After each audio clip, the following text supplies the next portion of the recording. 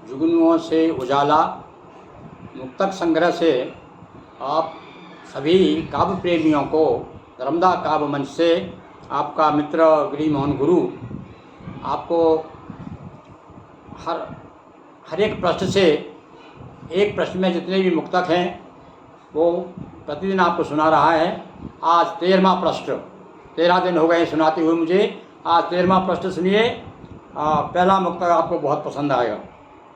हम वो शायर हैं जो हर दर्द उठा सकते हैं, हम वो शायर हैं जो हर दर्द उठा सकते हैं, कलम के जोर से मुर्दों को जला सकते हैं, और वक्त का देख तकाजा हम वतन के खातिर कलम को फेंक कर तलवार उठा सकते हैं, कलम को फेंक कर तलवार उठा सकते हैं। ये रचना बहुत 1965 में 64-65 में जब चीन का कुछ दबदबा चल रहा था हमारे देश पर, उस समय बड़ी बीजस की कविताएँ हुआ करती थी। उस समय का ये मेरा मुक्तक है और विशेष रूप से ये नागपुर के मंच पर इसे मैंने बहुत सुनाया है। तो सुनिए इसको फिर से। हम वो शायर हैं जो हर दर्द उठा सकते हैं, कलम के जोर से मुर्दों को जला सकते हैं, और वक्त का देख तकाजा हम वतन के खातिर कलम को फेंक कर तलवार उठा सकते हैं। इसके बाद सुनिए अलग अलग मिजाजों के अलग अलग मुक्तक। देखिए एक फिर देखिए थोड़ा श्रृंगार की ओर, वीर रस से अब श्रृंगार की ओर चलते हैं। दम साधे दरवाजे सोच मग्न भवन। देखिए ज़रा कठिन हिंदी आ गई थोड़ी सी, पर आप ध्यान देंगे निश्चित रूप से इतनी ज़्यादा कठिन भी नहीं कि आपको समझ में ना आए।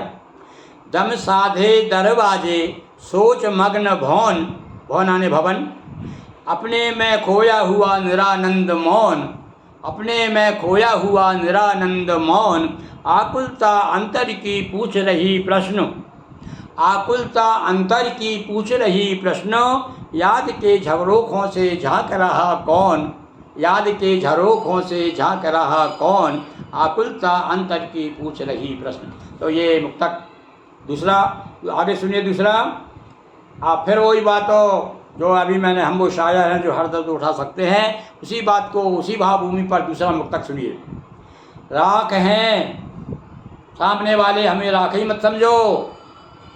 एक चैलेंज दिया मैंने कि राख हैं लेकिन छिपा अंगार रखते हैं, राख हैं और थोड़ा राख को अलग कर दीजिए आप, फिर देखिए दमदमा जाती अग्नि। तो राख हैं लेकिन छिपा अंगार रखते हैं, और सिंधु हैं और मैं हमेशा ज्वार रखते हैं, सिंधु हैं और मैं हमेशा ज्वार रखते हैं, और हैं अहिंसक किंतु रक्षा देश की करने, है अहिंसक किंतु रक्षा देश की करने, अरे कलमधारी हैं मगर तलवार रखते हैं। और वही बात मैंने पहले भी आपको सुना था कि मेरा देश कैसा है कि एक हाथ में बंसी रखता है, वो भी सुदर्शन के साथ। और मुक्तक फिर से सुना दूँ आपको। अब कुछ लोग नए लोग हैं कुछ सुनने वाले सुनिए कि दया की दृष्टि ही रही है विभीषण के साथ, कभी अन्याय भी किया नहीं रावण के साथ, और सत्य का पुत्र और अहिंसा का पुजारी भारत, हाथ में बंसी रखता है पर सुदर्शन के साथ, पर सुदर्शन के साथ। तो सुनिए अब आगे फिर देखो, कभी फिर दर्शन की ओर मुड़ जाता है, आध्यात्मिक ओर चला जाता है। अलग अलग भावभूमि के अलग अलग मानसिकता के मैंने मुक्तक इकट्ठे करके आपके सामने रख दिए। सुनिए। वक्त यूं ही न तुम बर्बाद करो। कभी कभी मन होता है अपने साथियों से कुछ बात कहने का, अपने जो अपने हैं जो आस्था रखते हैं सही बात का, सही सत्य वचन पर, उन लोगों के लिए कि अब वक्त यूं ही न तुम बर्बाद करो, अपने रोने की न फरियाद करो, और तुमको हक ही नहीं शिकायत का, तुमको हक ही नहीं शिकायत का, कर सको ईश्वर की याद करो, कर सको ईश्वर की याद करो, और उसको याद करोगे तो आपका दिल शाद हो जाएगा और निश्चित रूप से आपका वक्त भी बर्बाद नहीं होगा। तो ये हुई चौथा मुक्तक। अब आने वाले सुनिए, देखिए एक और बड़ा हौसला और ये साहस की बात निश्चित रूप से प्रेरणादायी है। आने वालों के लिए एक पराजय बोकर, हम कुछ ऐसे काम करें जीवन में कि आने वाली पीढ़ी जो है हमारे गुणगान ना कर सके तो कम से कम गर्त की ओर ना जाए। तो आने वालों के लिए एक पराजय बोकर, जिया तो क्या जिया तू जय खोकर, जिया तो क्या जिया तू जय खोकर, और मौत निश्चित है पर डरना कैसा, मौत निश्चित है पर डरना कैसा। अरे 2 घड़ी जी मगर निर्भय होकर, 2 घड़ी जी मगर निर्भय। बंधुओं, कहने में बड़ा सरल है, पर ये निश्चित रूप से मन में ठान लें कि आप निर्भय हो गए, संसार की कोई शक्ति फिर आपको किसी प्रकार से नुकसान नहीं पहुंचा सकती। सुनिए, तो इस प्रकार से मुक्तक हुआ।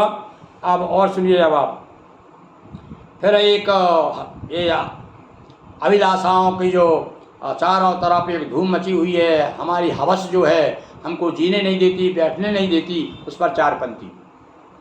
कैद हर एक सांस दिखती है, कैद हर एक सांस दिखती है, जिंदगी एक लाश दिखती है, 7 सागर भी कम पड़े शायद, 7 सागर भी कम पड़े शायद, हर तरफ एक प्यास दिखती है, हर तरफ एक प्यास दिखती है। और यही प्यास तो है जो आपको मजबूर कर रही है कि आप मेरी मुक्तक सुने, और मुझे मजबूर कर रही है प्यास कि मैं आप तक पहुंचूं, अपनी बात, दिल की बात जो मैंने अपने जीवन भर जो इकट्ठे जुगनू किए हैं वो आपको समय समय पर आपके सामने आपको सौंपते रहूं। बहुत बहुत धन्यवाद। तो ये हमारा प्रश्न कौन सा था? 13वां प्रश्न था भाई। और अब एक प्रश्न, 14वां प्रश्न आपको कल सुनाएंगे। इसी प्रकार से रोज़ रोज़ एक प्रश्न के मुक्तक आपको आप बता। तो देखिए, कुछ लोगों ने अभी तक मेरे पास में लिखा नहीं है कि कौन से पेज के मुक्तक आपको अच्छे लगे और कौन से पेज के मुक्तक में कोई दम नहीं थी।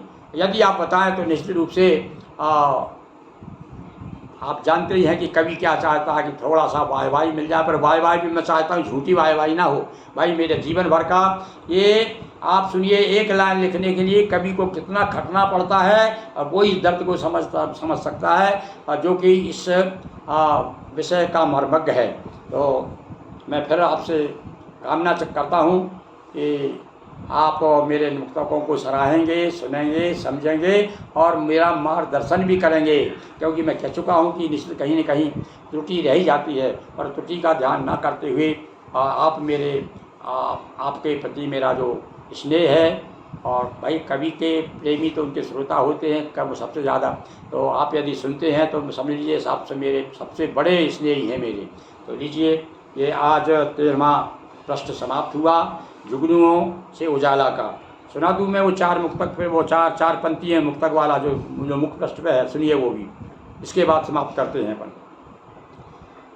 बात तारे यदि टाला करेंगे, दीप हीला हवाला करेंगे, साथ देगा नहीं चंद्रमा तो जुगनुओं से उजाला करेंगे।